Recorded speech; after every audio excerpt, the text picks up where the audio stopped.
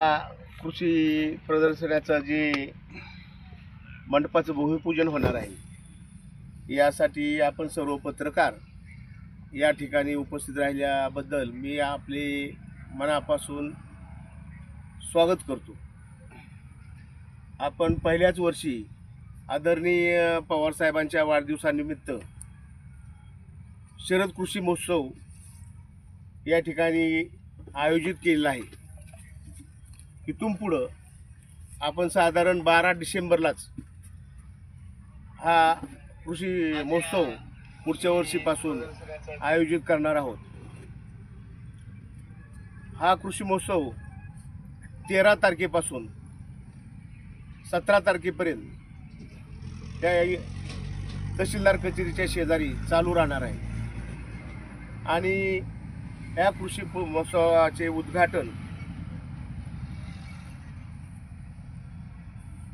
आमचे नेते आदरणीय रोहितदादा पवार यांच्या हस्ते संध्याकाळी 13 तारखेला 4 वाजता होणार आहे. त्यानंतर 14 तारखेला आपण या ठिकाणी सांस्कृतिक कार्यक्रम ठेवलेले आहे आणि 15 तारखेला खास शेतकऱ्यांसाठी आपण जे AI तंत्रज्ञान आहे ऊसाच्या बाबतीमध्ये आपल्या इंदापूर तालुक्यामध्ये मोठ्या प्रमाणामध्ये ऊस आहे आणि जर AI तंत्रज्ञान जर आपण शेतकऱ्यांनी वापरलं तर त्यात शास्त्रज्ञांच्या म्हणण्याप्रमाणे 160 टनापर्यंत त्याचं उत्पन्न निघू शकतं आणि AI तंत्रज्ञान वापरायसाठी एका शेतकऱ्याला 60,000 रुपये खर्च येतो. त्याच्यामध्ये पाण्याचं नियोजन, खताचं नियोजन, जमिनीची जी सुपीकता असते ती सगळी तपासून घेतली जाणार. परंतु बारामती ॲग्रोनी यासाठी एक मोठी सवलत जाहीर केली आहे. फक्त शेतकऱ्यांनी 2,500 रुपये भरायचे आणि वरले जी सरकार जो खर्च आहे तो बारामती ॲग्रो करणार आहे.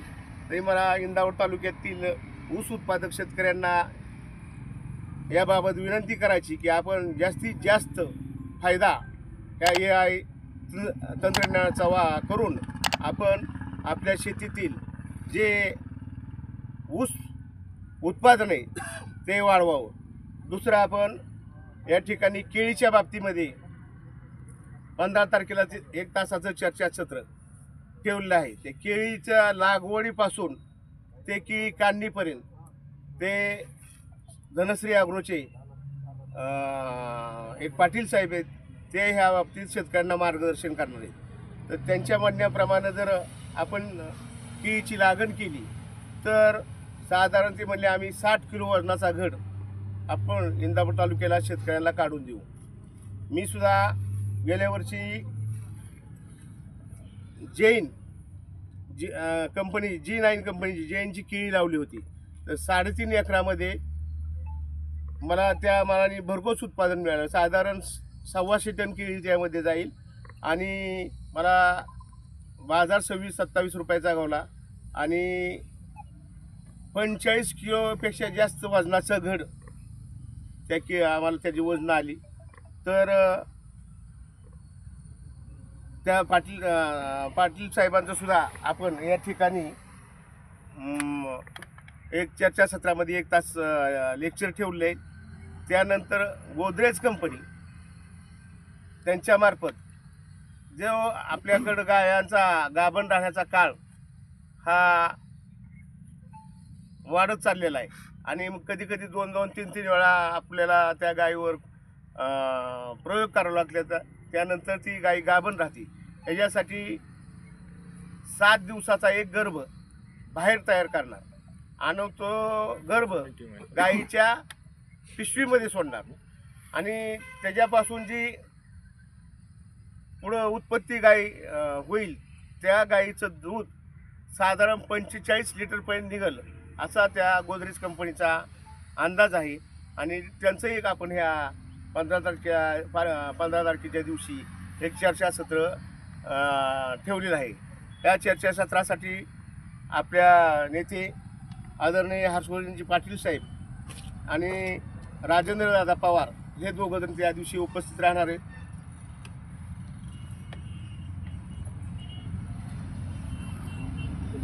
सोळा तारखेला आपण ह्या सकाळी खेळ पैठणीचा हा कार्यक्रम 12 वाजता आपण चालू करणार आहोत. साधारण सुप्रियाताई आणि अमोल कोल्हे साहेब हे साधारण 2च्या आसपास इंदापूरमध्ये येतील आणि त्यानंतर आदरणीय शरदचंद्रजी पवार विचार मंचाच्या वतीनं या इंदापूर तालुक्यामध्ये चित्रकला आणि निबंध स्पर्धा ह्या ठेवलेल्या होत्या. त्याचा बक्षीस वितरणाचा कार्यक्रम आदरणीय ताईंच्या हस्ते, आदरणीय कोल्हे साहेबांच्या हस्ते या ठिकाणी ठेवलेला आहे. आणि या ठिकाणी आतापर्यंत मोठ्या प्रमाणामध्ये स्टॉलचं बुकिंग झालेलं आहे. आणि अजून काही ज्यांना ह्यासाठी बुकिंगसाठी संपर्क करायचा असेल त्यांनी management by utility events Pune stall बुकिंगसाठी त्यांनी 90 96 35 55 41 आणि 75 64 90 90 91 शिंदेसाहेब यांच्याशी संपर्क साधावा. यासाठी या कृषी प्रदर्शनासाठी दूधगंगा असेल, बारामती ॲग्रो असेल, नेचर डिलाईट, सोनाई ग्रुप यांनी सहकार्य केलेले. तरी उद्याचा जो कृषी महोत्सव आहे तो जास्तीत जास्त यशस्वी करण्यासाठी सर्व पत्रकार बंधूंनी आम्हाला सहकार्य करावं अशी पण मी सर्वांना या बाबतीमध्ये विनंती करत आहे. आणि आपण ह्याच्यामध्ये अजून काही नवीन करण्याचा प्रयत्न आम्ही 14 तारखेला ठेवलेला आहे.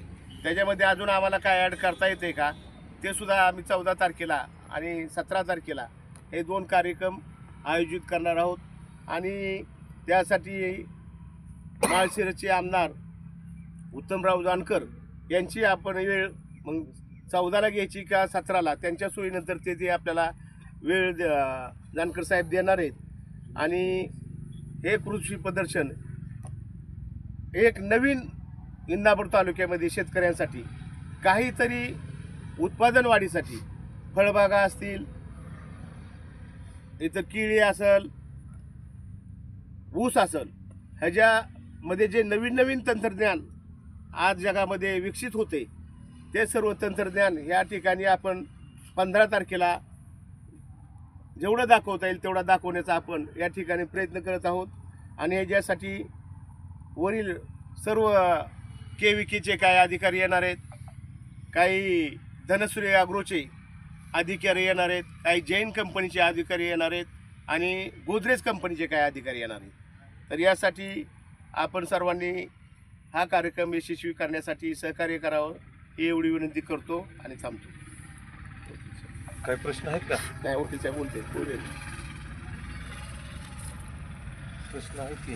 पत्रकार बंधूंना माझी विनंती आहे की इंदापूर तालुक्यातील शेतीच्या उत्पन्नाला, पशुधनाच्या उत्पन्नाला कलाटणी देणारा हा कृषी प्रदर्शन आहे.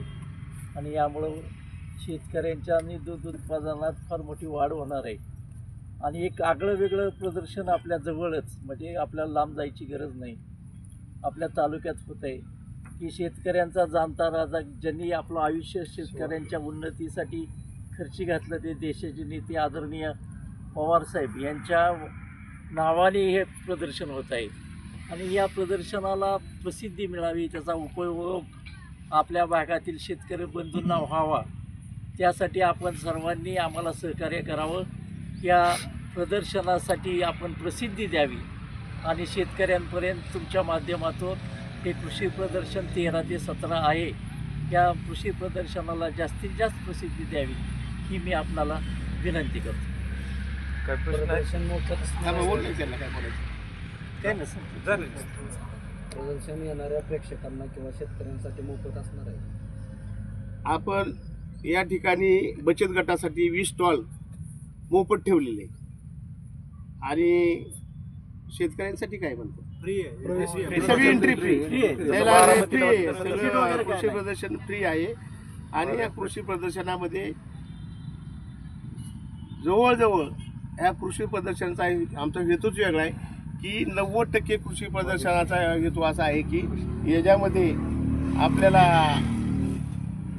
शेतकऱ्याचं उत्पादन कसं वाढेल याच्याकडेच आपण ह्या कृषी प्रदर्शनाचा कल ठेवलेला आहे.